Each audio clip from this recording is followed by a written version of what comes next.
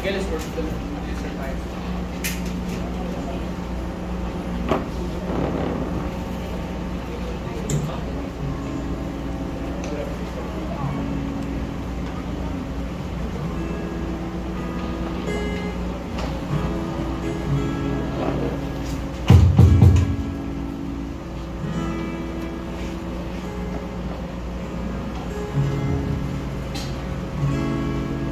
Lord, we come before you this afternoon. Maraming salamat po, Panginoon Diyos, kung iyak ninyo.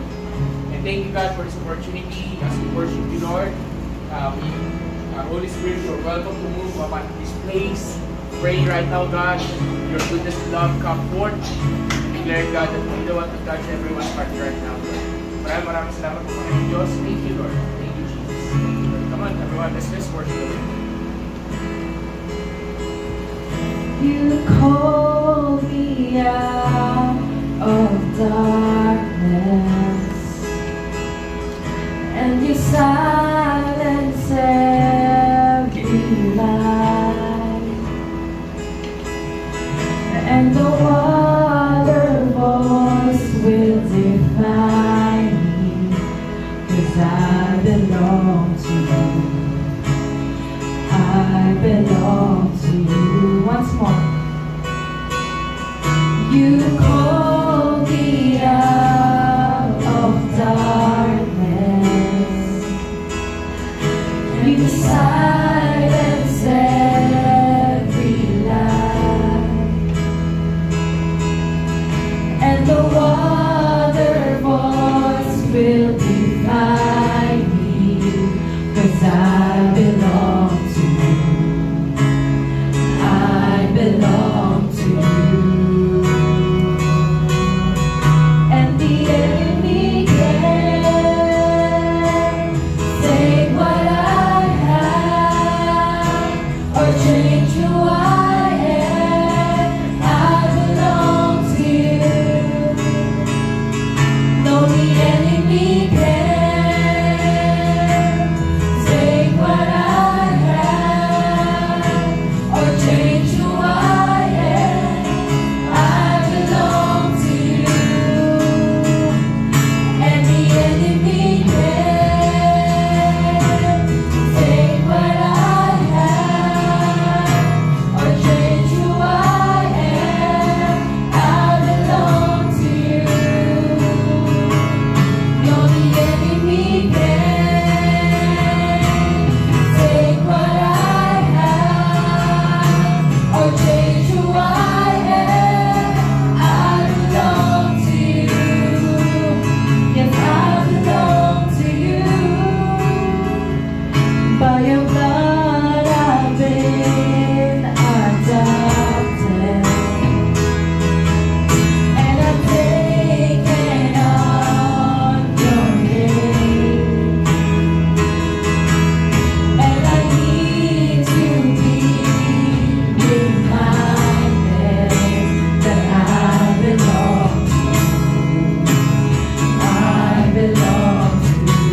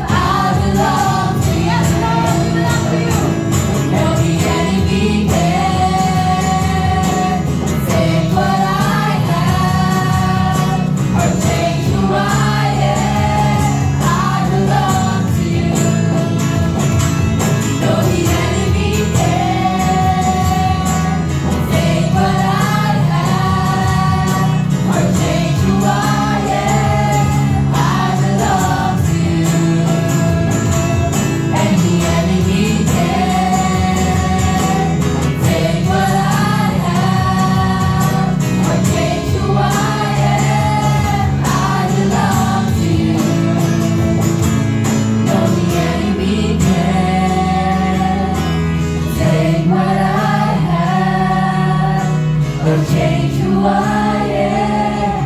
I belong to you. Once more. And the enemy can take what I have or change who I am. I belong to Once you. more, everyone, just declare this. No, the enemy can take what I have or change who I am. I belong Come on, to declare to yourself, declare that we belong to the Jesus. enemy can take what I have or change who I am. I belong to you. No, the enemy can take what I have or change who I am. I belong to you. Yes, I belong to you. Lord God, we come before you right at this very moment, God, right now, and declaring your goodness of love. And right at this very moment, can you find a partner right now?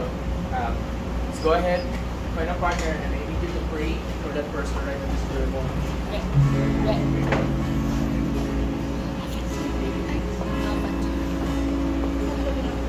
Oh, hindi tayo ganun karami. Hindi tayo ganun karami ngayon. Kaya pa darating yung iba. But let's just continue. Let's just continue to pray right now. Thank you, Lord. Thank you, Lord. Salamat po, Panginoon Diyos, sa pagkakiyang ninyo. Thank you, Lord. Na ikaw, patuloy na sumasama sa amin. Salamat po, Lord, for everything that you're doing. Nakatulad po ng hanggang, hindi po nito mababago, Panginoon, kung sino sila sa inyo as a child of God, as hindi yung us. Thank you, Holy Spirit. Thank you, Lord. Thank you. Let's just continue to worship the Lord. Let's just continue to glorify Jesus in this very moment. Thank you, Holy Spirit, for everything. Thank you. Okay, let's continue to worship the Lord. Our Father, Creator, you hold our hearts together. There's no one higher than you. Redeemer, Defender, our great and mighty Savior. There's no one higher than you. Our Father. Our Father, Creator, you hold our hearts together. There's no one higher than you. Redeemer, Defender.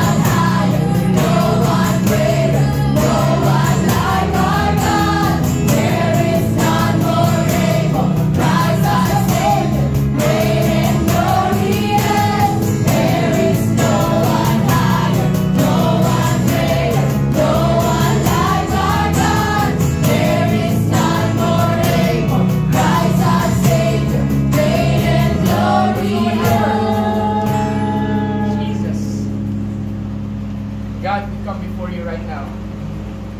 Right at this very moment. That there's no one higher than our God. You alone, Lord. You alone. You alone. You alone is great. You alone is awesome. Let's declare the chorus. Let's declare the Lord, we stand amazed in your presence, astounded by your mercy and love. Our hands are lifted high in surrender. Your grace for me is always enough. And there is no one higher than our God. There is no one greater than you.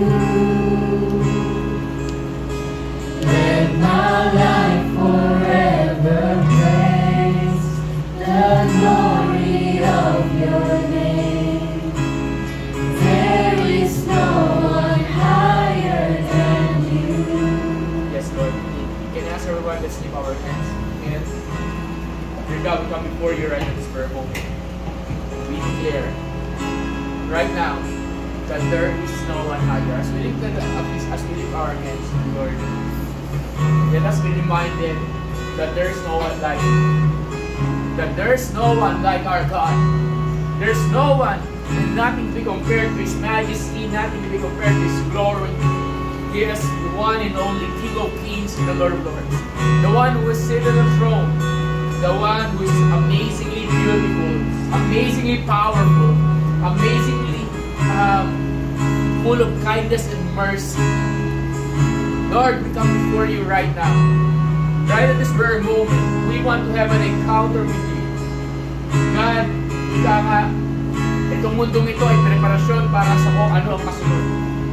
Dito kami, we are being trained here, we are being equipped, so that when the time comes that we will meet you face to face, we will be able to express worship truly to you, Lord God. And right at this very moment, Lord, ituro mo sa amin paano mamuhay na nag-ahanda, Panginoon. Salamat po, Diyos. Thank you, Lord. Sa mga darating pa po, ingatan niyo po ang mga anak po ninyo papunta. And pray, Lord, na itong mensahe, itong gagawin po namin this afternoon, we pray, Lord God, na mayroong pagbabago na mangyayari sa buhay ng bawat isa. Salamat po, O Diyos. Thank you, Lord. In Jesus' name. Amen. Hindi pa lang po natin na kaya bago po, yakapin sa kapihapon. Tabihan mo muna yung yakapin mo. Welcome. Yan, okay? So, find a seat, find a chair, and so forth. Uy, nandito sila. Yan. Welcome sa kasama ni Jillian. Yan, okay. Sige, po tayo. Sige.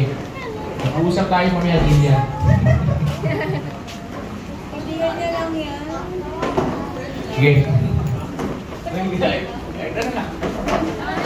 naman talaga ang mic talaga naman. Sige, forward tayo kasi hindi naman tayo ganun marami ngayon. Forward tayo. Can I ask, mag-move forward tayo? May alam mo pa-offering. Andiyan naman si Mona. Wala pa. Check naman dito si Mona. Baka yan. Sige. Leo. Forward, wala sa likod. Ang nasa likod, pinakadulo pangit. Sige, kung kahit pa pangit ka. Katawagin ko kayo. O, sabihin ko, Ella pangit. Forward na nga. Uy, forward na. Forward na. Balik rin natin. Nasa likod siya magpapamerienda mamaya. Yan. Luto mo kami. Uy, bakit? Papamerienda na yun. Yan. Sige. Sige. Wala katabi si Mia Flix, sabihan nyo na. Make sure na may ganun kang katabi. Make sure may katabi ka, okay? Okay. Anak, pwede bang lapit ka lang kayo dito? Lapit ka lang muna. Yung mga spirit na chair doon, okay? Yan, sige. Okay, okay. Sige, so anyway, so welcome sa kasama ni Jill. Anong name mo bro? Pogi. Ikaw yan, ikaw lang magtatanong ha? Ano? Coco? Okay, sige. So welcome kay Coco. Coco talaga? Ayan, okay. Welcome kay Coco. Ayan, okay. Coco Martin. Okay. Welcome, okay. Maraming wala ngayon kasi may mga sitwasyon. But, tayo ay magpo-proceed. Sige. So, ayan, okay. Bakit ito? Kailan ba din ito? Ito yung pinakasulit. Sige na, ayaw mo na. Okay, yan. Okay, sige. So, today, meron lang akong, mamaya, meron pa tayong awit, mamaya na joyful. Huwag yung isipin na wala tayong joyful. Meron tayong joyful, but we're going to put it sa dulo for a purpose na rin siguro. Inalaw ng Lord. But, right at this very moment, so welcome. Welcome sa bawat isa. Anyway, siguro iba dito may idea na kayo kung ano yung mensahe ko today. But, we're going to talk about this in such a way na I'm hoping, paano ba ito? I'm hoping na sorry sa nag-video, wait. I'm hoping na marerelate ng lahat. Okay? Itong mensahe na to, hindi to something na kinakasanayan ko or kinakasanayan i-preach. So, this will be something na medyo out of my comfort zone. So, siguro sa ngayon, bear with me. Tapos, sa mga susunod na Sunday, kasi hindi lang ito ngayon, sabi mo sa katabi mo, huwag kang makakamis. Sabi mo, huwag kang makakamis. Huwag kang makakamis na kahit isang series. Bakit? Ito ang series na pinakamahalaga sa lahat ng series, siguro. Okay? Sa lahat ng series na tatayo dito, ito ang pinakamahalaga sa lahat. So, ready your notebook, ready your heart, and get ready. Let's hear what the Lord is saying to us. This series will be something na sa akin very significant kasi this is the first time na magtuturo ako ng ganitong series. O, to be specific, ng ganitong topic. Sa loob ng 11 years as a pastor, sa loob ng 20 years na kasama na rin, nakilala ko ang Lord at bilang nagpipreach siya sa iba't ibang church at iba't ibang gawain, wala ko naalala na kahit ni isang beses na nag-preach ako na ito ang focus. Siguro pinapahapyawan, ito yung pero walang ni isang moment na ito yung focus. So this is the very first time, okay, na sobrang biblical. Okay. So for today, ang title ng message ko for the whole series, okay? Ito yung series title, okay? Is makikita nyo ito sa isang libro na ang sinulat to ni John Bevere at ang pangalan nito ay Driven by Eternity. Ayan, Driven by Eternity. So, Driven by Eternity. So, driven. Anong ibig sabihin ng driven muna? Baka mamaya. Wait lang, sige. Driven. Anong ibig sabihin ng driven? Nag-drive. Sabi ko na. Sabi ka na. Nag-drive. Ano pa? Parang talas naman ako. Okay. Ano pa ibig sabihin ng driven? Ano na? Motivated. Yan, okay. Talas naman yun. Hello, praise. Yan, okay. Wait lang. Yan, ano bang ibig sabihin ng driven? Pag narinig ko driven, okay? Tanong may katabi mo, ano ang nagdadrive sa'yo? Yan. Hindi sino ha, ano? Tanong yung katabi mo, ano ang nagdadrive sa'yo? Yan. Tagdagan natin. Ano ang nagdadrive sa'yo para pumasok? Bayarin. Ano ang nagdadrive sa'yo para mag-aral ng mabuti? Ano na? Baon. Baon daw.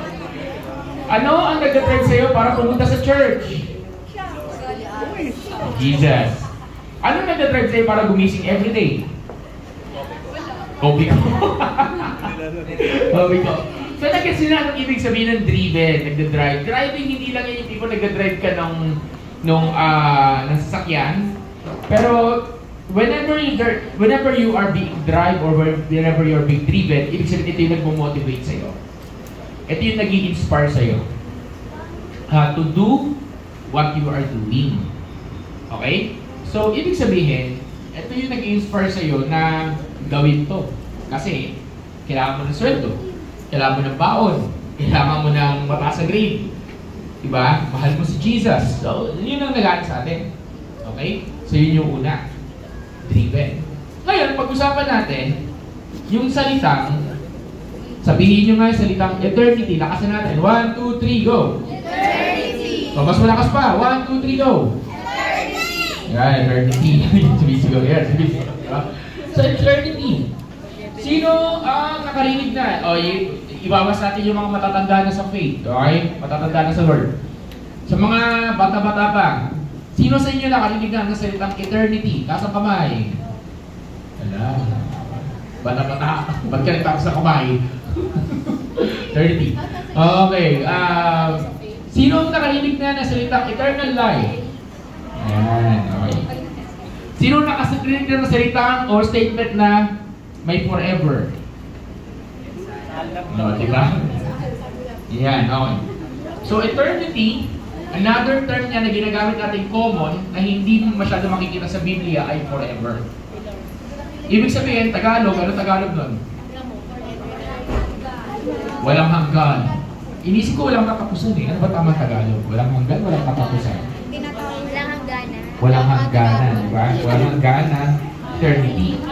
So, minsan, sinusubukan nila ikwento, mamaya ako bibigay yung meaning ng eternity. Minsan, sinusubukan nila i-define yung eternity na parang, kunyari, ito yung ocean, yan yung lawak ng ocean. Okay, sinasabi ng ibang preacher to, kunyari, siguro naman lahat dito nakakita na ng dagat, diba? So, malaki yung ocean, malaking ocean, tapos kukuha ka ng butil ng munggo, o kaya butil ng bigas. Okay? Yung butil ng bigas, i-compare mo sa lawak ng ocean. Yung ocean sa buong mundo. Yung ocean sa buong mundo, yun daw yung eternity. Ikaw, yung butil ng bigas. Yung ba yun? Hindi. Kasi may katapusan yun eh. May katapusan yun. Eh, Pastor, saan pwedeng i-compare ang eternity? Madaling salita, wala. Kasi walang bagay na matatagpuan sa buong mundo na walang katapusan. Lahat ng bagay may ending. Sabi mo sa katabi mo, may ending. Ayan, okay lahat. Diba? Kahit pinapanood yung favorite na k-drama, may ending. Diba? Okay. Okay? Mga fan ninyo, mga idol ninyo, may ending yan. Malalaos din yan. At diba, lahat ng bagay may ending. Okay? Kaso pag sinabing eternity, wala siyang ending. Wala siyang katapusan. Tuloy-tuloy siya. Okay, now, Pastor, anong kinalaman nito? So, ibig sabihin, eternity defined as something that never ends. Something that is always there and will be always there. Something that has no beginning and has no end. That is eternity. Okay? Eternity is something that you cannot define, you cannot explain by words. Tanggapin mo na lang na forever yun. Okay? Tanggapin mo na, Pastor, paano naging eternity yun? Basta tanggapin mo na lang, yun ang sinabi ng Biblia eh. Kasi nga, walang bagay sa mundong ito na pwedeng i-compare yun. Siguro pinakamalapit na yung sinabi ko kanina. Yung buhangin, bigas, compare mo sa buong dagat, buong body of water sa buong mundo. Pero hindi pa rin enough yun para i-compare yung eternity. So bakit itong topic natin, driven by eternity, di ba? So, hindi ba dyan bibir? Tanggalin mo iba dyan bibir. Pambira naman ito. Eh, di ba kala ng libro? By the way, if nagbabasa kayo ng book, I do recommend itong book na to. Okay. So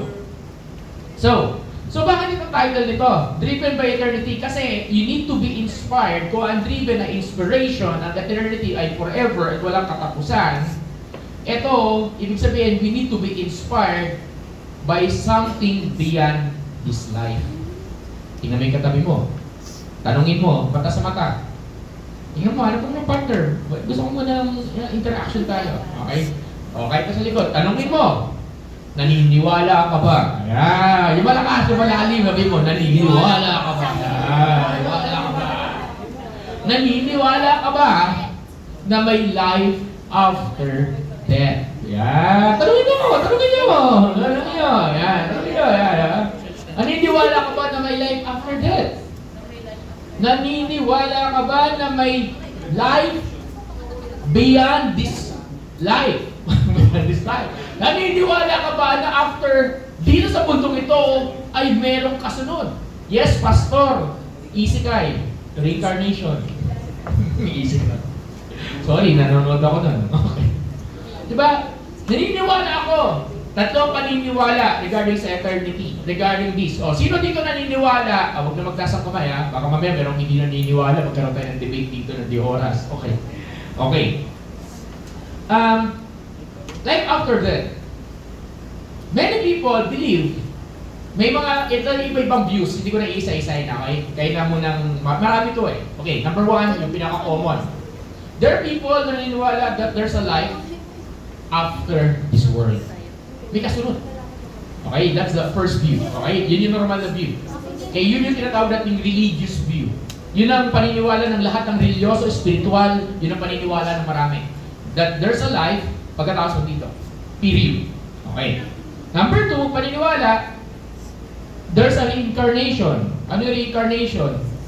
Kung ikaw, mabait, pwede ka maging hari pag namatay ka.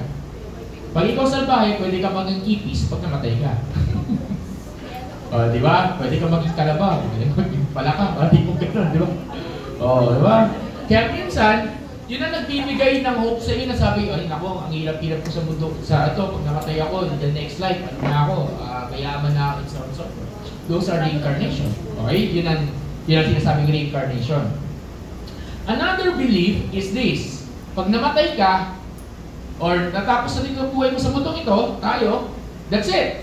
Period. Wala na. As in, wala na. Wala nang kasunod, wala nang reincarnation, as in, zero. As in, wala na. Ano ka na? Naglalaho na. May mga naniniwala, may kanya-kanyang religion, yun ang mga paniniwala. Tapos ano pa yan? Branches pa yan. Iba't iba pang uri ng paniniwala yan. But we will not go into details about that. Pero yun yung tatlong common. Okay? Yun yung tatlong common. There's a life after this. Hindi natin pag-uusapan kung saan pupunta. But yun ang common. Hindi natin pag-uusapan pala today kung saan yung destination. Okay? Yung mga paniniwala. There's a life after this. There's ano yan? There's a reincarnation. And yung nothingness. Wala na kasunod. But the Bible is clear. The Bible is clear that there's a life after this world. The Bible is clear na merong buhay pagkatapos ng mundong ito. Pagkatapos mo dito. Kasi ang katotohanan ay ito. Tingnan mo yung katabi mo. Tingnan mo ulit sa mata. Tingnan mo ulit sa mata. Ayan, kausapin mo, dali. Gusto ko kasi matanggap natin to eh. Laliman mo ha. Sabihin mo, mamamatay ka rin. Okay. Okay. Basta mo, lalagyan mo. Mamamatay ka rin. Di ba? Diba? Whether you like it or not, mamamatay tayong lahat. Una-unahan lang yan. Diba? Ang hirap ang topic dito. Kaya, nag-asino ba't di ko tinatopic? Okay. Whether we like it or not, the truth is this. There's death. There's death that is waiting because of sin. And whether we like it or not, unless maunang dumating si Jesus at ikaw ay anak ni Lord, mauna ka mara-rapture. Yun lang. Ang tanging para hindi ka mamatay, dumating na si Jesus.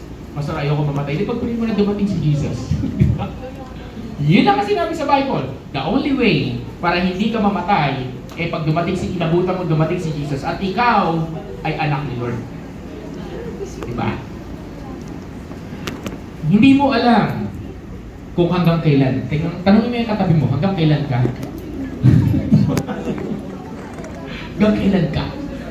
Sabi ni Jesus, sa mga disciples niya, nagpe-pray si Jesus one time. Nagpe-pray siya, sabi niya, nagpe-pray sa Lord, sabi niya, Lord, nagpe-pray siya sa kanyang ama, tapos ito panalangin niya. They are in the world, but not of this world. They are in the world, but not of the world. Anong ibig sabihin niya? Sila ay nasa mundo, pero hindi sila parte ng mundong ito. Ibig sabihin, dito nakatira ka lang, bumibisita ka lang, hindi mo permanent address. Mamaya magbibigay na sa katutok ng Bible verse. Hindi mo permanent address itong mundong ito. I'm sorry to say, hindi ito permanent address mo. Saka ko lang sabihin ko, ano yung permanent address. Hindi ito permanent address mo. Kung hindi ito permanent address mo, sabi mo sa katabi mo, bisita ka lang. Yan. Kaya huwag tayo magkaroon ng mindset na dito ang permanent address natin. Amen? Amen ba? Amen? So, Ulitin mo sa katabi mo, tanggapin mo ang katotohanan, mamamatay ka rin. Ay, mamamatay ka rin. Diba? There are so many people afraid of death. There are so many people afraid of death. Natatakot kami mamatay and so on and so forth. Ang tao, I need you to hear this. Ang tao lang na natatakot mamatay ay yung taong walang relationship sa Lord. Wala. Na may katabi mo, takot ka ba? Diba? Takot ka ba? So, may mga sinasabi si Jesus regarding sa eternal life. And here we're going to talk about this. Okay, in the first half. Okay, sabi dito. Una, ready na kayo? Okay. Hindi ko na mag-go sa details about this because one of the Sundays, pag-uusapan natin ito yung specific details. Pero sinasabi ni Jesus about sa eternal life. Una, totoong langit. Heaven is real. Diba? John chapter 14 verse 1 to 3. John chapter 14 verse 1 to 3. Sabi ni Jesus, do not let your hearts be troubled. You believe in God, believe also in me. My Father's house has many rooms. If that were not so, I would not have told you that I'm going there to prepare a place for you. Huwag kayo ma-trouble. Kung sa bahay ng tahanan ng tatay ko, napakaraming kwarto. Sa ibang version, napakaraming mansyon sa loob ng bahay ng tatay ko. Kalain mo yun, bahay na may mansyon pa sa loob ng bahay. Diba? Sabi dito, if I go and prepare a place for you, I will come back and take you to be with me and you also to be where I am. Babalikan ko kayo. Susunduin ko kayo para makasama ko kayo. Ito sinasabi ni Jesus sa mga apostles niya, sa mga disciples niya. John chapter 14 verse 1 to 3. Pinapaliwanag niya sa mga disciples niya, totoo ang langit. Sabi mo sa katabi mo, totoo. Lakasan mo, sabi mo totoo. Totoo. Diba? Ang problema, sino dito gusto pumunta sa langit? Sino gusto mauna? Ano ka pupunta para mauna? Kailangan mo mamatay. Ang daming gusto pumunta ng langit, ayaw namang mamatay. Di ba? Di ba? Pastor, gusto ko na. Mag-decide ako. Pasensya ka na. Hindi doon ang pupunta. Dapat natural death. Sabi mo, natural death only. Sulat mo dyan, natural death only. Di ba? Anong ibig sabihin ng natural death? Natural death, ibig sabihin, si Lord ang magpaplano sa'yo kung paano ka mag-e-exit sa mundong ito. Hindi mo alam. Pwedeng natutulog ka lang, hindi ka na nagising. Pwedeng natawa ka lang, wala na, kinuha ka na agad. Hindi tayo matatawa dyan. Diba? Umigdit ka lang, nag-CR ka lang, nakaidit ka lang sa CR, wala na. Hindi ka na nakalabas, diba? Okay. Diba? Hindi mo alam. Diba? Napaka-inclusive mo sa akin. Ang hirap talaga dito. Okay. Ngayon, may kasunod eh. Sabi ni Jesus, heaven is real, but as well as, sabi dito, number 2, is about, sabi ni Jesus, about eternity, hell is real. Totoo ang langit, pero totoo din ang impyerno. Sabi dito, Luke chapter 16, verse 19 to 31. Ano na lang basahin nyo na lang kasi mahaba. Okay? Etong kwento kung saan nandun ang isang tao, nagngangalang Lazarus. Diba? Nagngangalang Lazarus, isang rich man. At yung tao na yon ay nandun siya sa langit. Yung Lazarus, nandun siya sa isang lugar kung nandun sa Abraham. Tapos may isang rich man na nahihirapan. At sinasabi niya, meron dito, sinabi dito, merong blazing furnace doon. Kasi mahaba eh. Basahin niyo, Luke 16, 19 to 31. Merong blazing furnace, merong weeping, gnashing of teeth, ganon. Sabi ni Jesus ito, the Son of Man will send out His angels and they will weed out His kingdom, everything that causes sin and all who do evil. They will throw them, yung mga makasalanan daw, yung mga walang relationship sa Lord. They itatapon daw saan? Sa blazing furnace where there will be weeping and gnashing of teeth. Ano weeping? Yung iyak ka ng iyak, gnashing. Alam yung gnashing? Ano yung gnashing? Anong Tagalog ng gnashing? Yung kinikis-kis mo yung ngipin nyo. Ganon. Diba? Ganon. Diba? So, dito, I'm to tell you the truth. Ibig sabihin, pero tingin sa akin. To tell you the truth is this. Mas marami pang explanation si Jesus about hell more than heaven. Bakit? Kasi sabi sa Biblia, no eye has seen, no ear has heard, no mind has conceived what God has prepared for those who love Him. Masusurprise ka na lang. Pagdating mo ng langit, kung langit ka pupunta. Yan yung pangalawang tanong, magandang tanong. Okay? Iwanan ko itong tanong na to, pero hindi natin pag-uusapan ito today. Hindi natin pag-upukusan na yung papahapyawan. Saan ka pupunta? Yan.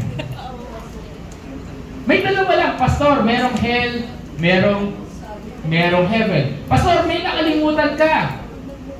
Ayan na. Ito na. May nakalimutan ka. May purgatory. Okay, may purgatory. Okay, sakristan ako. Okay, linawin ko, naging sakristan ako. Kaya alam ko yung purgatory. Purgatorio. Sa mga hindi nakakalam po ng purgatorio, doon yung daw nag-iisa yung kaluluwa mo. At kaya meron tinatawag na you can pray for the souls of the dead. Why? Because your prayer can bring them to heaven. At pag kulang ang panalangin, dediretso sila sa hell. Yan yun. Okay? Yung prayer. Okay? Ganun purgatory. Parang nandun ka, naka-standby ka lang doon. Tapos either pupunta ka sa langit, pupunta ka sa impyerno. Nandun ka lang. Nakatambay ka lang doon. I'm sorry to say sa mga naniniwala sa purgatory, it is not in the Bible. It was never mentioned in the Bible. Okay? There's no such thing as purgatory in the Bible. It's a belief, pero gusto ko lang din sabihin at ipaliwanag sa inyo na merong reason bakit nilagay yung purgatory. But in this case, hindi ko sasabihin yon kasi hahaba yung discussion natin. But isang reason bakit nilagay ang purgatory nung unang panahon. O ito ha, history. Hindi ko sinisiraan, wala akong sinisiraan na religion ha. Totoo lang to. One of the reason bakit nilagay ng Pope ang purgatory, ang paniniwala ng purgatory kasi kailangan nila ng pera. Di ba pa nagpapapray kailangan may bayad? Alam niyo ba yun? Yun. So, sorry to say, wala siya. Hindi sinabi ni Jesus. Si Jesus nag-mention about heaven. Si Jesus nagsabi about hell. Ang Bible nagsabi about heaven and hell, pero walang purgatory. Dalawa lang ang pipiliin mo. Either pupunta ka sa langit, o pupunta ka sa impyerno. May tanong ako, tanongin mo yung katabi mo, saan mo gusto? Oh, may kasunod akong tanong. Di ba saan mo gusto? Ito, next question. Tingnan mo yung katabi mo. Ito, mas matinding tanong to. Ready na kayo? Absorb this question ha. Saan mo nire-ready ang sarili mo? Gusto mo sa langit. Hindi mo naman nire-ready ang sarili mo pang langit. Okay, ito. Spoiler. Okay. Isa sa series natin na Sunday, pag-usapan natin heaven lang. At isang Sunday, pag-usapan natin hell lang. Hindi ko nasabihin kung kailan. Baka kasi pag hell na, wala nang pumunta eh. Diba? Pag heaven, baka marami. Okay? Malalaman niyo bakit may hell. Malalaman natin bakit may heaven. Magkakaroon tayo ng ideya, ano itsura ng hell. At maaaring magkaroon tayo ng ideya, kahit konti, ano itsura ng heaven. Amen? May tanong ako. Saan mo gusto pumunta? Sino excited pumunta sa heaven? Sino excited pumunta sa hell? Kala ko, di ba? Wala. Sabihin mo sa katabi, pang-heaven tayo, brother. Kapatid, pang-heaven tayo. Pang-heaven tayo. Okay. Yun ang sinasabi ng number 3. You can choose where you want to spend your eternity. You have to decide where you want to spend. Sabi ni Jesus sa John chapter 5, verse 24. You need to decide where you want to spend your eternity. Ito sinabi ni Jesus. Very truly I tell you, whoever hears my word and believes Him who sent me and has eternal life, and will not be judged, but is crossed over from death to life. Sabi niyo, totoo sinasabi ko sa inyo, pag ito, sino man nakalitin ng aking salita at naniwala sa Kanya, nagpadala sa akin, siya ay magkakaroon ng walang hanggang buhay, at siya ay maliligtas sa kamatayan. That is hell. So, sabihin mo, ayusin mo decision sa buhay mo, ha? Ayusin mo, di ba? Okay, another one, John chapter number 4. John chapter 14 verse 6, Jesus is the only way to eternity in heaven. Jesus is the only way to heaven. May nagsasabi, lahat ng religion naglilid sa langit. Mali! Mali! John 14:6.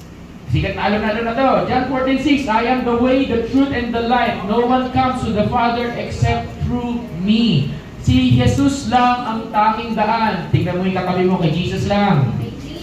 Ibig sabihin, kahit anong gawin mo, kahit anong salihan mo, may iba kasing sumasali eh. Ang tawag sa kanila mga Kristiyanong pangkalawakan. Ganon. Daming sinasalihan, lahat na lang sinasalihan. Hindi mo alam, wala yan sa dami, wala yan sa effort, wala yan sa kung anong ginagawa mo. Ayan ay kung ikaw ay willing manampalataya sa Panginoon. Amen ba? So walang ibang way sa heaven. Tingnan mo yung katabi mo, wala. Kahit 1 milyong tao pa mag-pray sa'yo, hindi ka pupunta ng langit unless tanggapin mo si Jesus sa buhay mo. Diba? Okay. So may tanong ako. Sino dito seryoso kay Lord? Diba? Tingnan mo yung katabi mo, sabihin mo seryoso tayo. Ang mga taong hindi seryoso, ang mga taong Kristyan, ito, narinig nyo na to. Ang mga taong Kristyanuhan, saan pupunta? Sa langit-langitan. Kunwaring langit. Delikado yun, no? Kala ko langit, di ba? Party. May mga tao masasabi, di ba? May mga tao magsasabi na, saan mo gusto pumunta? Gusto mo pumunta sa impyerno kasi lahat ng barkada ko pupunta sa impyerno. Kasi doon magpa-party kami. Kasi ganun ginagawa ng Hollywood, di ba? Party, meron mga doon, pwede gumawa ng lahat ng kalokohan, kasalanan, and so on and so forth. Wrong. Pag pinag-usapan natin yung hell, you will know why. Okay? Okay. So, another one. Heaven, eternity in heaven is an instant gift. It's a gift from God. It's not a lifetime achievement award. Okay? Okay, ulitin na natin. Okay? And then, eternity in heaven, yung heaven, it's a gift from God. It's not a lifetime achievement of reward or award. Okay? Ang Bible verse natin ay itong sikat na sinasabing Ephesians chapter 2 verse 8 to 9. Sabi sa Ephesians chapter 2 verse 8 to 9, for it is by grace you have been saved through faith. And this is not from yourselves. It is a gift of God, not by works, so that no one can boast. Anong ibig sabihin saved? Ikaw naligtas. And the only way para makapunta ka sa langit, ikaw yung naligtas. Alam niyo ba bakit ginagamit yung word na saved? Ito lang muna ha. Ito lang. Ligtas ka na ba? Tinan mo yung katabi mo, ligtas ka na ba? Are you saved? Are you saved? Diba? Are you aware bakit ginagamit yung word na ligtas? Saan ka niligtas? Sa kamatayan. To be specific, saan? Sa eternal death. Di ba parang bababasa niyo, you are saved. Jesus saved you. Saan? Sa impyerno. Ganun lang kasimple. Simplihan natin explanation. Saan ka niligtas? Sa impyerno. Tingnan mo yung katabi mo, niligtas ka sa impyerno. Oh, di ba? Paniwalaan mo, di ba? You are saved, di ba? Tanong, so ibig sabihin, wala kang pwedeng gawin para ma-earn ang langit. Kahit nasang katutak pa, as long na hindi mo tinatanggap si Jesus sa buhay mo, hindi ka makakapunta ng langit. Pastor, paano yung mga good works? Sabi din sa Ephesians, kung diretso lang yung basahin yung makasunod na verse, sabi doon, you are prepared for good works. Hindi good works na nagliligtas sa'yo. Kundi nung naligtas ka ni Lord, nakakagawa ka ng mga bagay na hindi mo na-imagine na magagawa mo. Kasi from the very start, there's always good in you. Kahit gano'n ka kasalbahe, once na dumating ang Lord sa buhay mo, tingnan mo yung katabi mo, sabihin mo, bumabait ka. Diba? There's always the good works in you. Diba? Bakit kung wala pa si Jesus sa buhay mo, hindi mo kayang maging mabait? Pero dumating si Jesus sa buhay mo, naging mabait ka na. Nagets nyo? Pastor, hindi naman kasi perfect ang sinasabi dito. Ang sinasabi dito, naging mabait ka lang. Kahit 1% lang, naging mabait ka pa rin. At hindi yung pinagpuwersa. Amen? Wala akong narinig. Amen ba? Amen. So, ibig sabihin, gift ni God yun. So, therefore, Kung niregaluhan ka ng bagay na maganda, ibig sabihin may dahilan tayo para magpasalamat lagi sa Lord. Is that amen? Diba? May dahilan tayo para i-treasure yung relationship natin kay Jesus. May dahilan tayo para pahalagahan, bigyan ng value, bigyan ng bigat. Kasi, ito nga regalo ng Diyos. May niregalo siya sa iyo. Kaligtasan. At yung kaligtasan na yun, ang resulta nun ay kasama siya sa langit. Okay. Another one, anong number na tayo? Number 6. Okay? This is true. Okay, number 6. You don't change your mind when you step into eternity. You don't change your mind. Ay, ayoko na pala sa impyerno, sa langit na lang ako. Walang ganon. You don't change your mind when you step into eternity. Wala na. Ang desisyon ay sa mundo. Ang desisyon habang buhay ka. Ang desisyon hindi the next life. Dito tayo kailangan mag-decide. Sabi mo sa katabi mo, mag-decision ka na ngayon. Diba? Decide. Dito tayo mag-decide. Luke chapter 16 verse 26. Luke chapter 16 verse 26. Ito yung asawa, yung kwento ng rich man sa kanila, Lazarus, yung pinakwento ko kanina about hell. Ito yung decision kung saan sinabi ng rich man kay Abraham, sabi niya, Lord, bigyan mo naman ako kahit patak lang ng tubig. Bigyan mo ko ng kahit patak ng tubig kasi nahihirapan na ako, Father Abraham. Sabi ng rich man.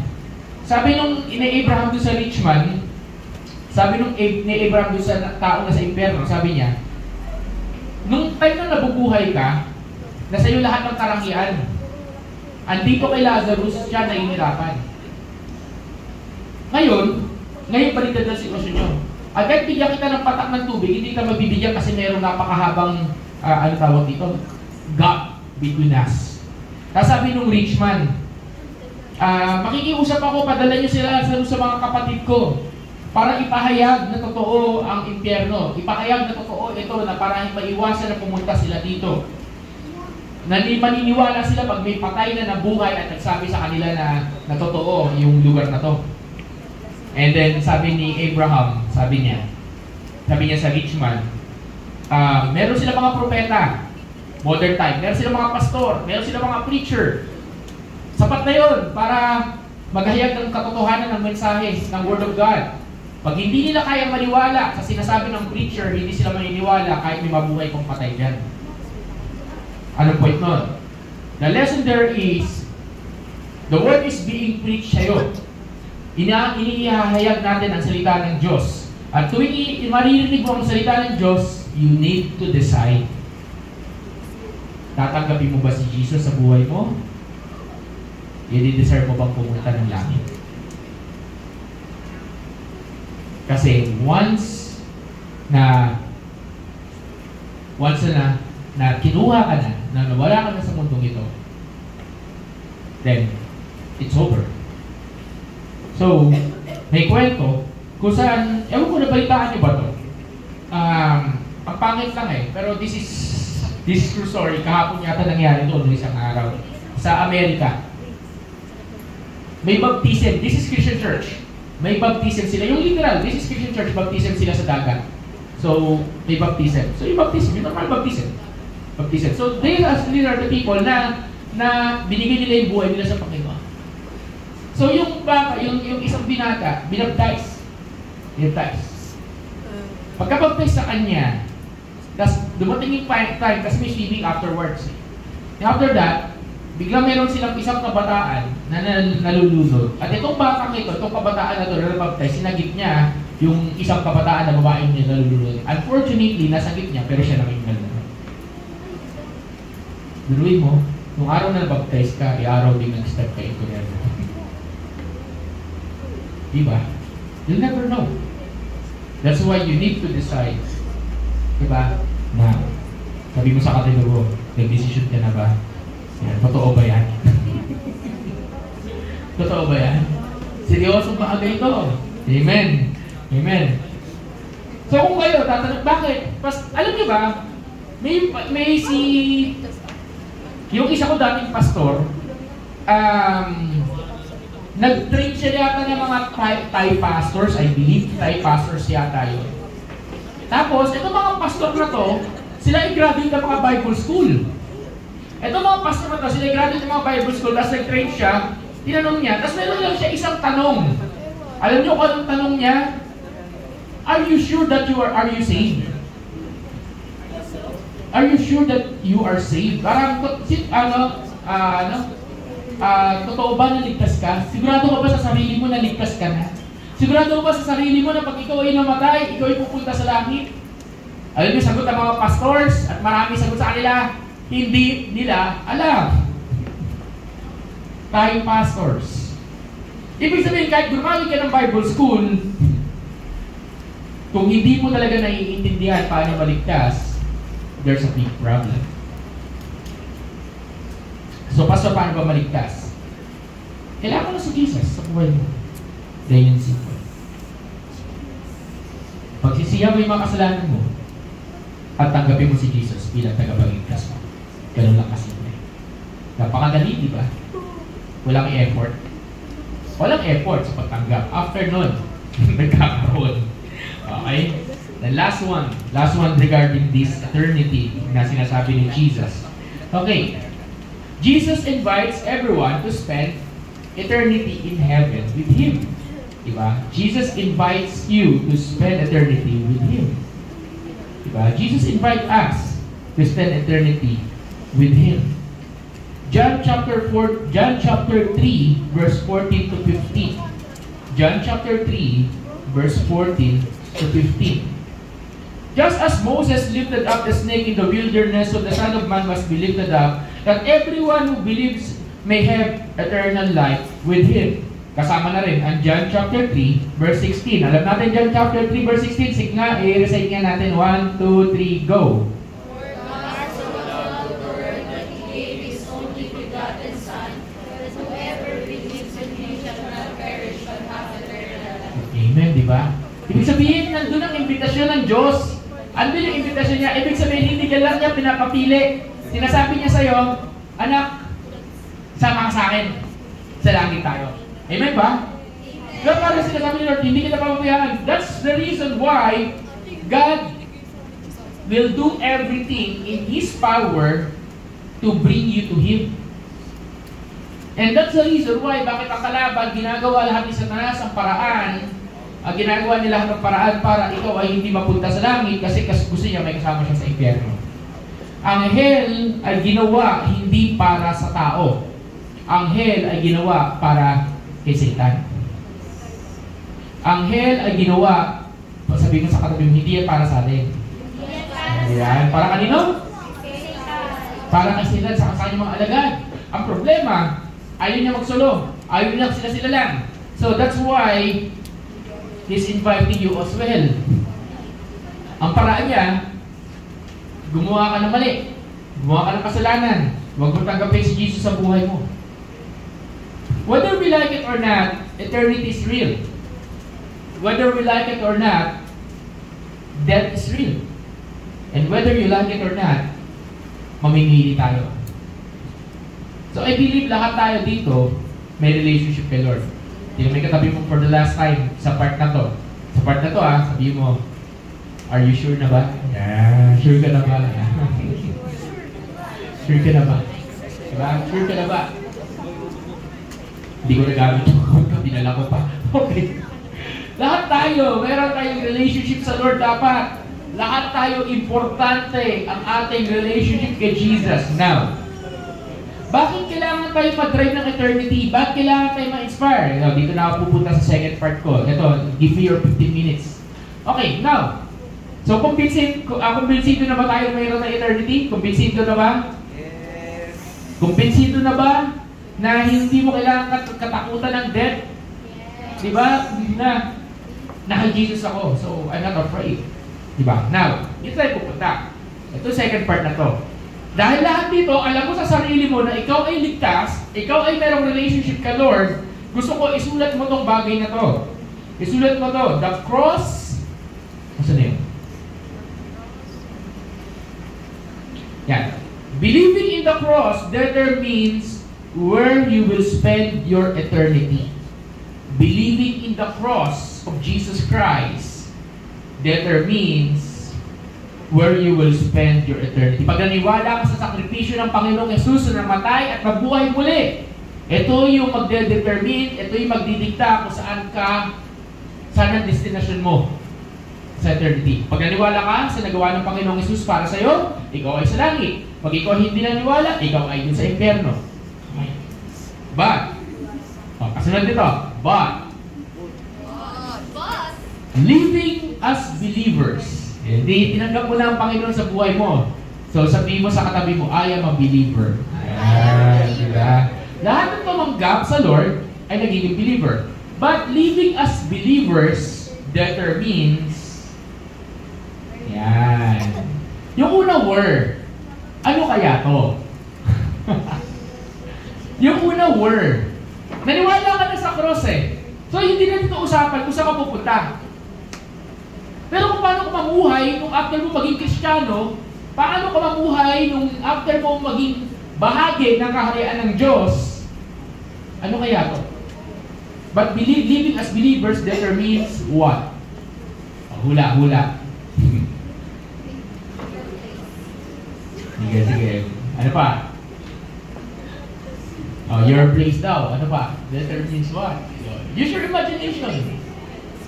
Your place in heaven. Ano? Bigyan mo naman church yung iba. Saan naman na to? Ay, ano hula niya? Tingnan mo na, hindi kayo nakikinig. Ate Jessica, ikaw ano hula mo? Sabi natin mo, your place in heaven. Ay, ito, ano hula niyo? Naniwala ka na sa cross eh. So, sa langit ka na pupunta. Sure na yun. Pero kung yung paano ka mamuhay bilang Kristiyano, will determine something. Ano yung i-determine? Easy po. Sige. But living, malapit na si Ate Mau eh. Actually, halos billion na yan. But living as a believer determines how you are going to spend your eternity. How. Hindi where. How. May how pala. Ibig sabihin sa langit, hindi ka lang kakanta ng praise and worship 24/7. Merong how. Yan, tingnan mo yung sabi mo, merong how. May how. Diba? Dagdagan natin. Kulang to eh. Living as believers determines the kind of reward that you will have from God. May reward. May reward. Okay, kung hindi ka matapos, so isusunod lang natin. Okay? 2 John verse 8. Pa-flash ng 2 John verse 8. Patingin natin ito na. 2 John verse 8. Hanapin nyo yung 2 John verse 8. 2 John verse 8. Verse 8, ano po chapter? Ha? Chapter. Basta verse 8. 2 John verse 8 tuloy. Sorry. Chapter 1 yata ito. Wala yata chapter yun. Wala chapter yan. Verse 8 basta. Wala chapter yun. Isang ano lang yun. Basta verse 8. 2 John. Ayan. Yan. O, basahin natin. Okay. 1, 2, 3, go. Watch yourselves so that you don't lose what you have worked for, but you may receive a full reward. Yung may kama. Basahin natin ng malakas. But you may receive a full reward. Okay.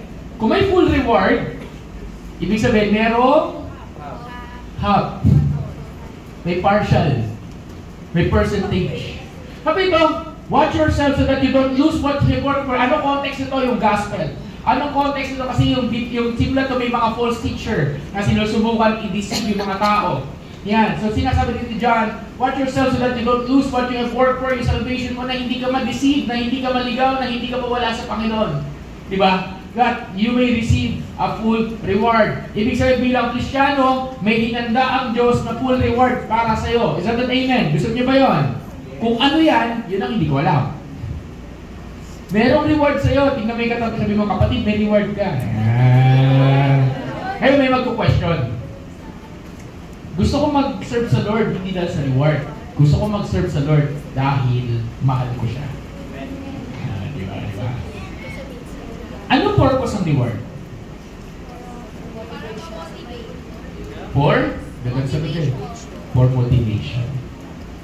God is so kind na ayaw niya lang ikaw mag-spend an eternity with Him but He wants to give you, yung sinasabi ni Ate Monyo kanina, a place in heaven. Sabi ng iba, yung reward na to, iba-iba. Ang trabaho mo raw sa langit, iba-iba. Ang binigay sa'yo na task, iba-iba. Ibig sabihin, mahalaga ito sa atin. So, ibig sabihin, bilang Kristiyano, hindi dapat ako ligtas na ako, wala na akong gagawin, hindi na ako mag-obey sa Lord. There's a big problem with that. Because merong reward na sinasabi si Lord. Do not let yourselves lose yung tinatawag na full reward. Meron dito, God is a rewarder. Yan, so God is a rewarder. That reward will serve as an inspiration and a motivation how you're going to live your life here on this earth. Diba? Kasi, kung walang reward at hindi mo focus yung reward, hindi mo focus yung eternity, pag tinanggap mo si Jesus, wala ka ng pakailang. Kasi wala ka ng pake. Meron dalawang bagay, how the Lord. Sino magre-reward, Pastor? Si Lord. Siya yung magde-judge sa atin. 2 Corinthians chapter 5 verse 6 to 7, dito sinasabi na si Jesus ang ating judge. 2 Corinthians chapter 5 verse 6 to 7. Okay? So dito sinasabi si Lord, ang siya mag-judge sa atin. Therefore, we are always confident and we know that while we are at home in the body, we are away from the Lord. Eto, doon muna, pasok mo muna doon. We are at home in the body, abang nasa katawan ka, away ka sa Lord. Ano sinasabi nito? Hindi mo kasama si Jesus. Okay? Hindi yan yung away na wala ka relationship sa Lord. Okay? Ibig sabihin, literal, nandito ka eh. So hindi mo kasama si Lord. Tama mali? Di ba literal, nandito ka eh. Okay, verse 7. For we walk by side, yun ba yun? Tuloy. We walk by side, not by side. Yet we are confident, satisfied to be out of the body. Ano ibig sabihin to be out of the body? Nung namatay ka na, nawala ka na, and at home with the Lord. So this verse refers to the people of God. To the people of God. Habang buhay ka, hindi mo kasama ang Diyos, pero nung namatay ka na, kasi people of God ka na, kasama ka mo, makakasama mo si Lord. 2 Corinthians 5:8. Now, tuloy. Sabi dito, therefore, whether we are at home or away, we make it our aim to be pleasing to Him. Bakit pakibasa nga itong part na to? 1, 2, 3, go. Therefore, whether we are at home or away, we make it our aim to be pleasing to Him. Para praise ko. Sa buhay man at sa kamatayan, ang goal ko ay mag-please ang Panginoon. Amen. Sa buhay man o kamatayan. Sabi niya Apostle Paul, for me to live is Christ and to die is gain. Pag mamumuhay ako, si Kristo, ihahayag ko. Pero mas gusto ko nang mamatay kasi pupunta ako langit. Sabi niya Apostle Paul. Then, last one, sabi sa verse 10. Okay, basahin natin. 1, 2, 3, go. For we must all appear before the judgment seat of Christ, so that each may be repaid for what he has done in the body, whether good or bad. Diba? Sabi dito, you must all appear before the judgment seat of... Sino yung kanilang judgment seat? Christ. So, sino yung judge? Christ. Mas si Christ ay mapagmahal. Linawin ko lang. Yung judge dito, ang Greek word na namin dito ay krema. K-R-E-M-A. Krema, ibig sabihin, decisions. Hindi ito yung judge na ginajudge ka, i-condemn ka, i-execute ka. Take note, this verse refers to the people of God. Ibig sabihin, there will be decisions that will be done based on what you have done. So that each may be repaid for what he has done in the body. Anong ginawa mo sa katawan mo? Paano mo ginamit ang buhay mo? Diba? Paano mo ginamit ang talent mo? Paano mo ginamit yung binigay sa iyo ni Lord? And whether good, ginamit mo ba ng maayos, or bad, hindi mo ginamit ng maayos. Ibig sabihin, nung naging Kristiyano ka, it matters pala na nag-serve ka kay God. It matters pala na ginagamit mo yung gift mo para sa Lord. It matters pala yung commitment. It matters pala kung ano oras ka dumarating ng church. Amen. Wala ka. It matters pala. Sabi mo sa katabi mo, it matters. It matters. So, kaya sabi mo ulit, harapin ka katabi mo, sabi mo, seryosohin mo. Seryosohin mo ang pagiging Kristiyano. Di ba? Ibig sabihin, merong reward. Agahan kasi. May gano'n, di ba? May reward. Sinong person nakita itong verse na ito? Hindi gano'n, di ba? So dito tayo mag-e-end. Galing sa kanya. Tayo mag-e-end. May natututunan?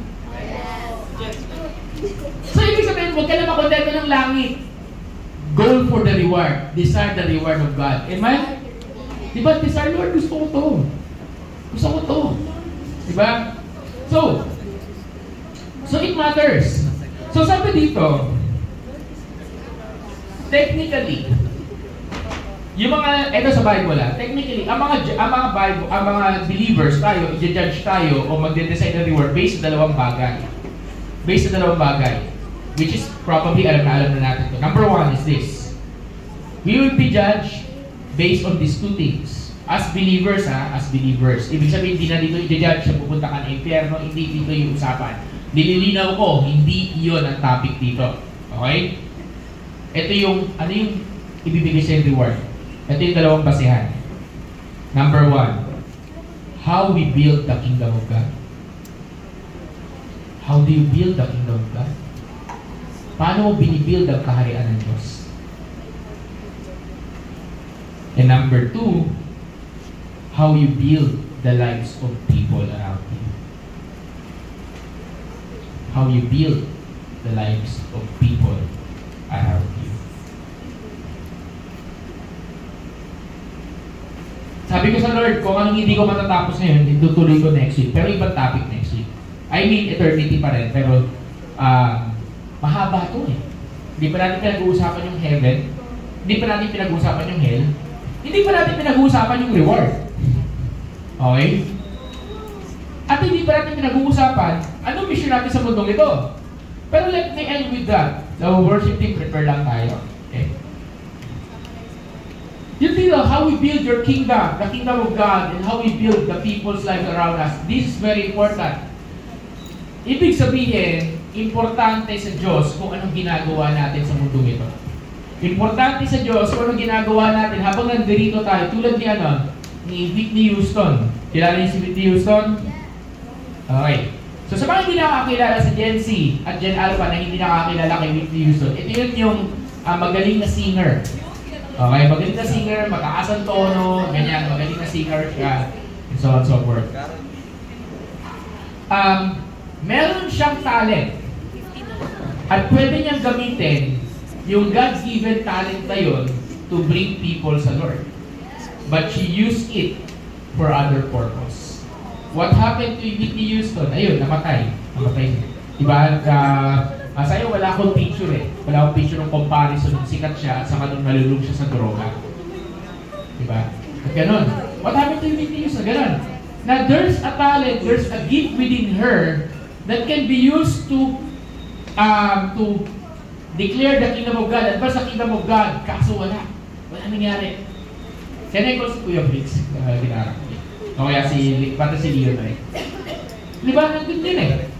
And very, very important na para maintindihan natin na, hey, hindi nagbibiro si Lord. There's a reward for you. Next week, pag-usapan natin kaunti, pakipiwan natin konti. Kung ano ba, pastor, okay lang naman sa akin na hindi ko makuha yung reward na yon. I'm sorry to say, hindi yun ang sinasabi ng Bible. Okay, but next week yun. Okay, next week yun. Ngayon, as believers of the Lord, we are called to advance the kingdom of God and to build the lives of people around us. I need everyone to listen and I need everyone to. You are not called by God to sit around and to play around. You are not called by God na baliwalain yung gift, yung calling, yung purpose na binigay niya sa buhay mo. Yes, you are saved. Yes, nagkakamali tayo, pero mayroon kang Kristo sa buhay mo. So, therefore, okay ka. Okay ka. Hindi ko nasabihin, hindi natin pag-uusapan dito kung nawawala yung kaligtasan. Hindi yung topic ko this afternoon. But, isa na gusto kong siguraduhin sa'yo. Manghihinaya ka. Kung hindi mo siseryosohin ngayon. Kung dito sa mundo ito, kailangan mo mag-decide kung saan ka pupunta, langit, impyerno. As believers, bilang Kristiyano, kailangan mo rin mag-decide sa mundong ito kung paano ka mabubuhay habang meron ka relationship sa Lord. It matters. It matters. And it also matters how are you using your life to build the kingdom of God. So, as we end itong topic na to, itong series, itong part 1 na to, ano ba to? For a very long time, I've been speaking and declaring, Lord, I'm bringing people sa Lord. Yan, alam niya yan. Hindi naman sa pinagyayabang ko. There are so many people na yan, kaya nandiyan si Ate Shi, nandiyan si Ate Mau, at din karamihan sa inyo. Kasi I started the Bible study.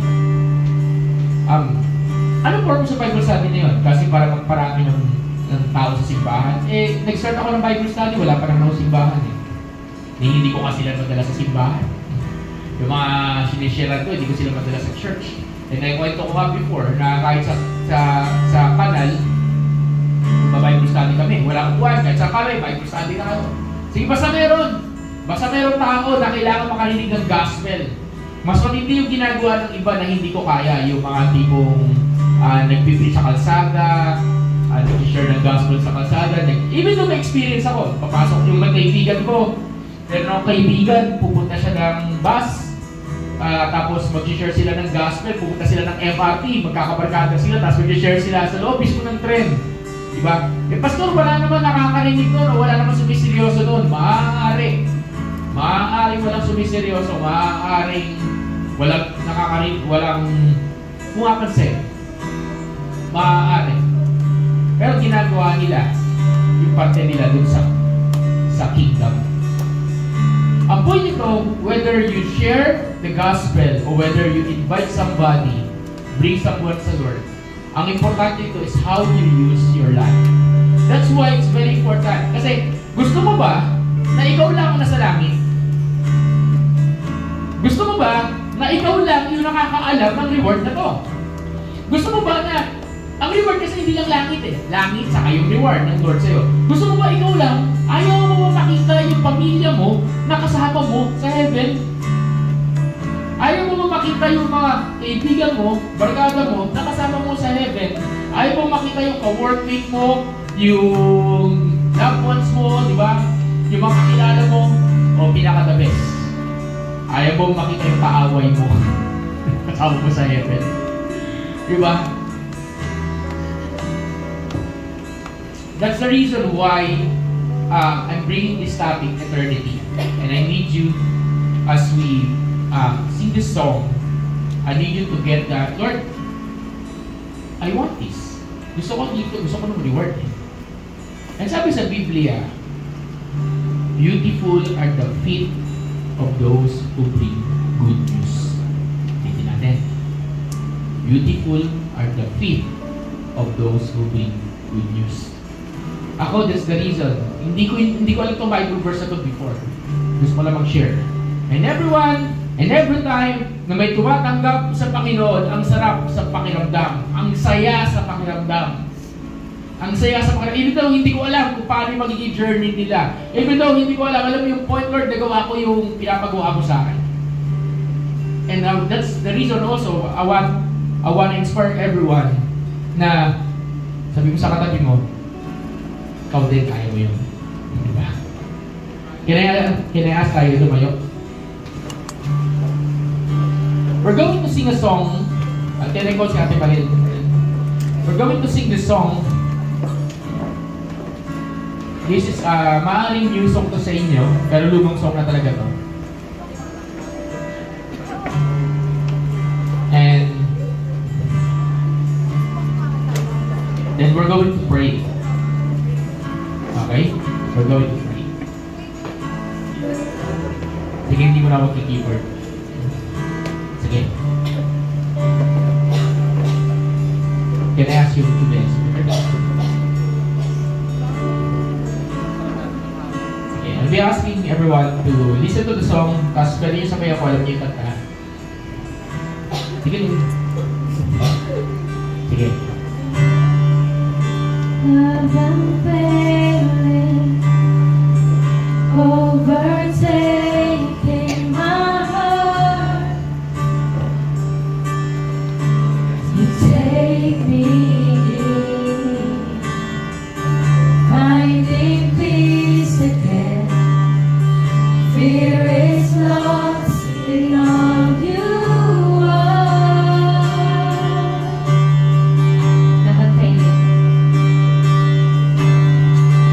love unfailing, overtaking my heart. You take me in, finding peace again. Fear is lost in all you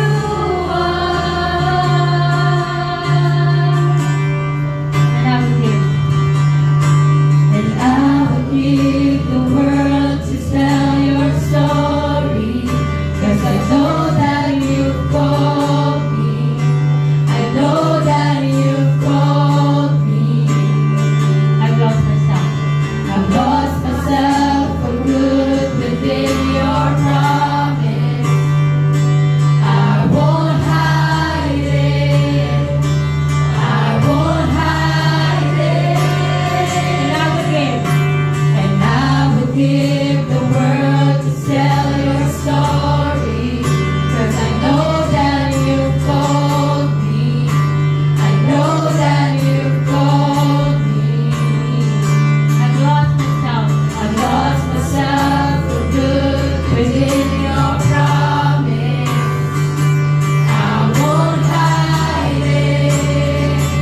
I won't hide it.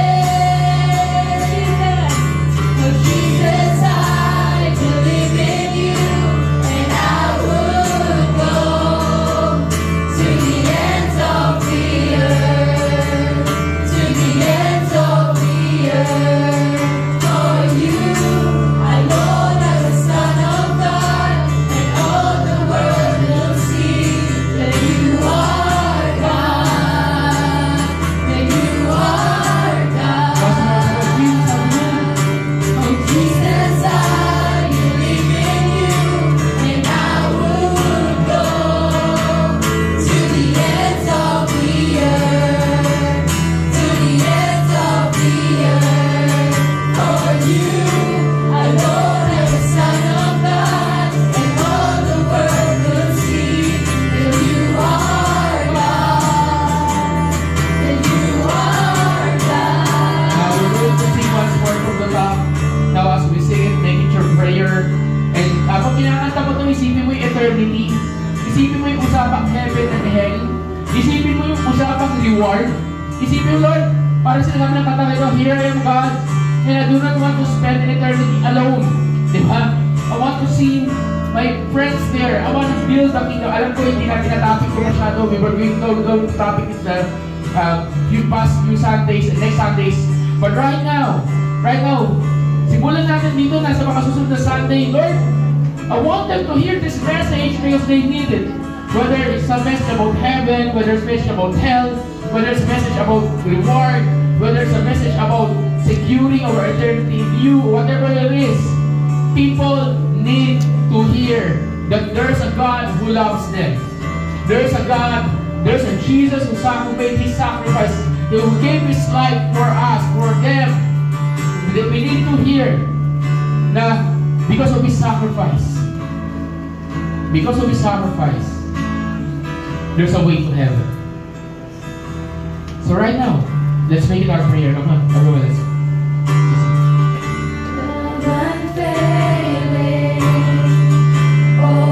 Overtaking my heart, you take me in, finding peace.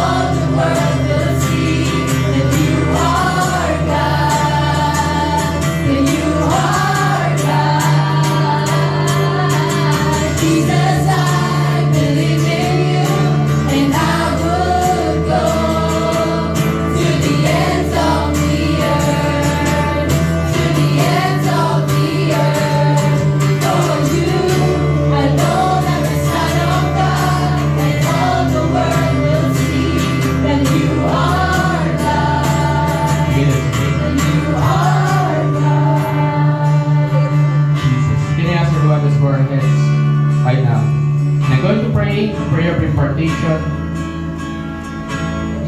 Holy Spirit, come, show us the faces of people, Lord, na you want us to bring sa mga susunod na Sundays, Lord. Show us in our hearts those names that nagawa kami ng paraan para madala sila, para marinig ang mensahe na they need to hear. We're praying, God, right at this very moment, Lord, that gamitin po ninyo ang bawat isa. And right at this very moment, may the Lord show you the faces of your loved ones, of your friends, of your classmates, office mates, of whoever it is. May the Lord show it to you. May the Lord show it to you in your dreams. May the Lord show it in your heart, in your mind right now. Ipakita sa inyo, Panginoon, ang pangalan ng mga tao na kailangan marinig ang mensahe sapagkat merong plano ang Diyos sa buhay nila. Ganun din, may plano ang Diyos sa buhay mo, kapatid. You are called by God not only ma-assure yung salvation mo o magkasama mo si Jesus, but you're called by God that your life will be used for His glory, for His kingdom, so that you will receive the full reward. There's a reward that matters, and everything that you do, nakikita ng Diyos kahit hindi nakikita ng tao. Everything that we do, and every excellence that we do, and every sacrifices and effort that we do, God sees it, and there's a reward waiting. So do not be discouraged, do not be disappointed, but be inspired, be driven by eternity. Now, Lord, I want to live a life who's preparing for eternity.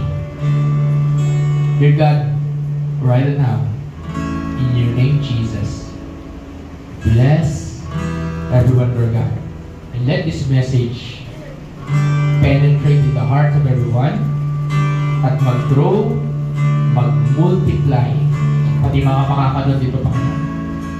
Maraming salamat po, Lord, for this is what an amazing moment, Lord God. Nire-remind mo kami that there's a life after this. Thank you, Lord. Thank you, Lord. In Jesus' name. And everyone says, Amen. Palapakan natin ang Panginoon natin. Tingnan mo yung katabi mo. Sabihin mo, magdadala ako. Yan, magdadala ako.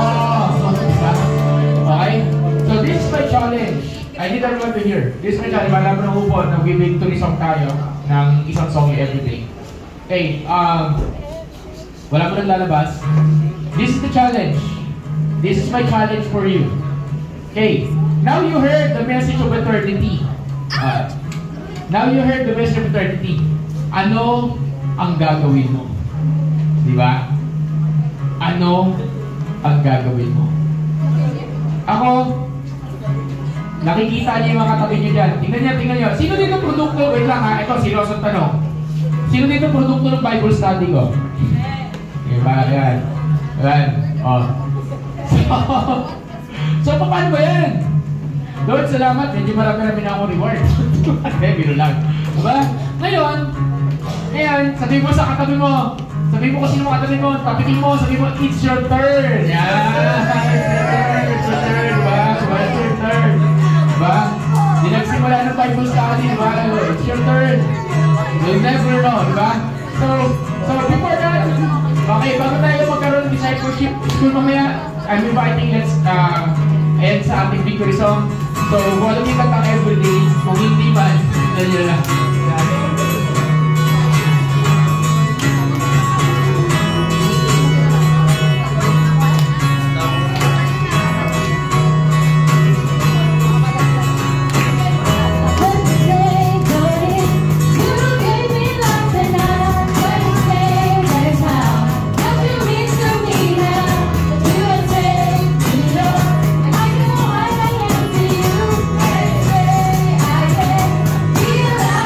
Shine